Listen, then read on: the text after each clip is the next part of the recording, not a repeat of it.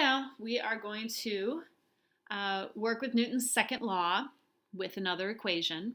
This is force equals mass times acceleration. And a lot of times people will just say it in an abbreviated way, just F equals ma. So even if you don't see anything in between the m and the a, it is a multiplication. All right, so we're going to take that equation, force equals mass times acceleration, and when we're doing these problems, the F always stands for force in the unit of newtons, and we know from past work that we've done that that is a capital N. The M stands for mass, and that is always in the unit of kilograms. And the acceleration is the A, and that is always in the units of meters per second squared or meters per second per second. Those are the same units, they're just written in different ways. Okay, and when we're doing these, keep in mind that acceleration is any change in velocity, so it's any change in speed or direction. Another thing that I just want you to be aware of, just in case you see it somewhere, because it's force equals mass times acceleration and units for mass and acceleration, we're saying that the force is in the unit of newtons. But if we kind of think about, okay, mass is in the units of kilograms and acceleration is in the units of meters per second squared, we end up with these units. And this all together is the same as a newton, okay? So if we're saying force is in the unit of newtons, we can also say or kilogram times meters per second squared. It's the same thing. So what a newton is a kilogram meter per second squared. Again, not something you have to be really concerned with. You can keep just using the newton. But in past equations that we've done, the unit always comes from, okay, what are we putting in with our numbers? And just be aware that you're putting in kilogram times meters per second squared, and it is the same as in a newton. So if you were to give your answer with the capital N for newton or kilogram meters per second squared, either one would be correct. All right, we're going to go on to practicing with these equations.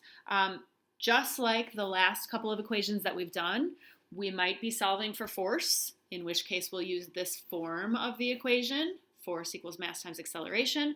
We might be solving for mass, we might be solving for acceleration.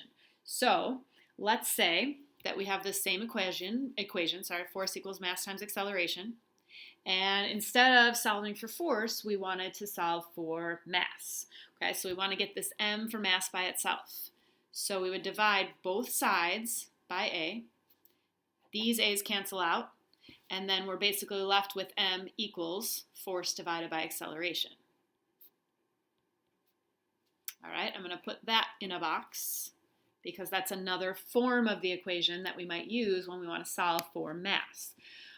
So as you're going through this video, I would be taking some notes. This would be a good time to pause if you haven't started any notes, and I would write down this equation here, force equals mass times acceleration.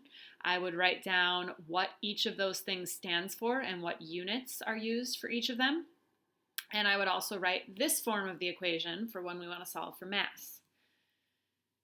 The third form of the equation is when we want to solve for acceleration. So again, we're starting with force equals mass times acceleration. All right, if we want to have this a for acceleration by itself, I'm going to divide by mass on both sides.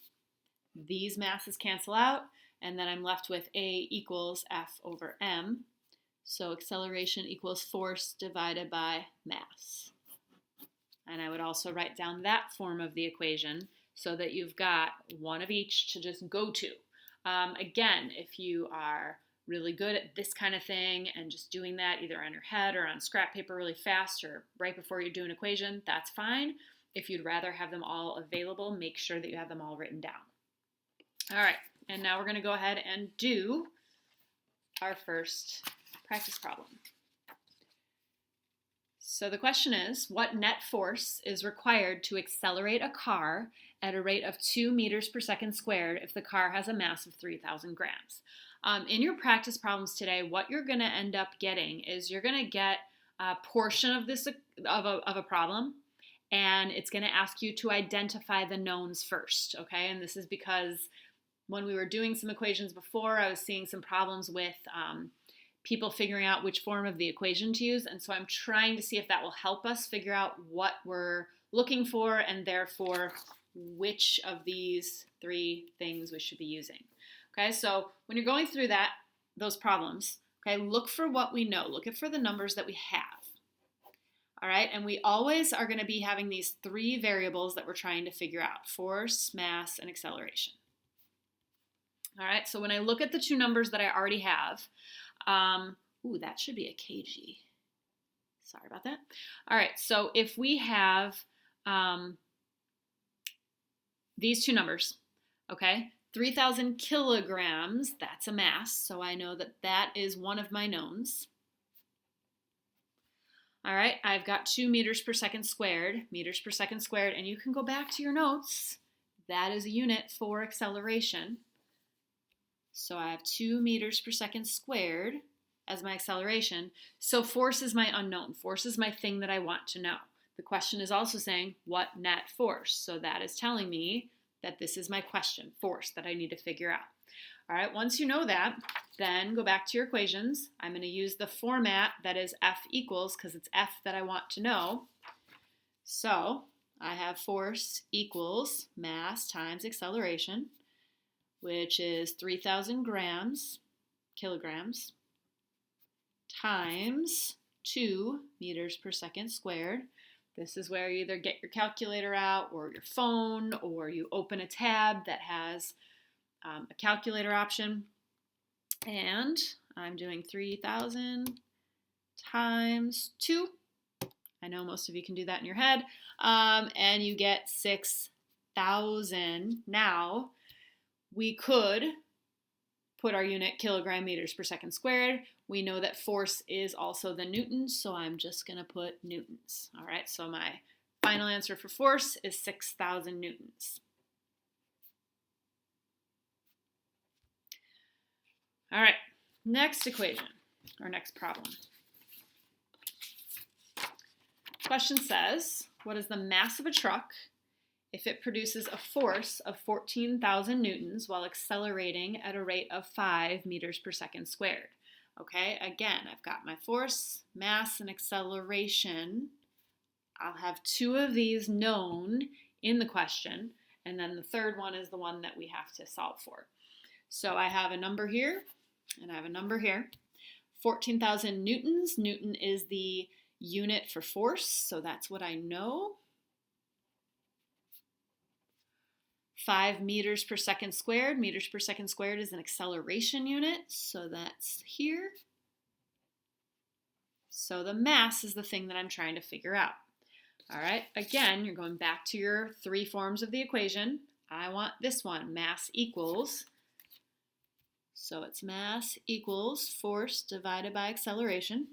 All right, and we have to make sure that when we're calculating this, we put the force in first. If you reverse this, you're not going to get the right answer.